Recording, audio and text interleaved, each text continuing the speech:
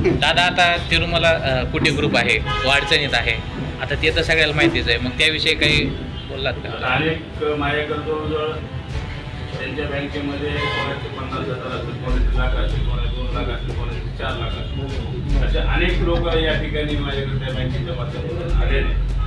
पण सगळ्यात महत्त्वाची अडचण ते आता जेलमध्ये असल्यामुळे आता ते जे पैसे द्यायचे, आता जर कोर्टाने ऑर्डर केली किंवा त्यांची मालमत्ता जप्त करून त्याचा लिलाव पद्धतीने जे काही पैसे येतील, ज्यावेळेस ते पैसा वाटायची सुरुवात होईल त्यावेळेस नक्कीच आपण जे येणारा सर्वसामान्य कुटुंब आहे त्यांना द्यायचं काम शिवसेनेच्या माध्यमातून करू. नाही अडचणी काय आल्या तर आम्ही आंदोलन सुद्धा करू. तुम्ही आतापर्यंत एकदा कुठल्याच मल्टीस्टेट संदर्भात आंदोलन केलेलं आहे का? आम्ही अनेक काय आवाज कुठं सत्ताधारी म्हणून गप्प का? आम्ही त्या ठिकाणी भेटलो. सत्ताधारीचा आणि बँकेचा संबंध. पण ते भाजपचे कार्यकर्ते आहेत. सुरेश कुटे हे भाजपचे कार्यकर्ते आहेत तुमच्या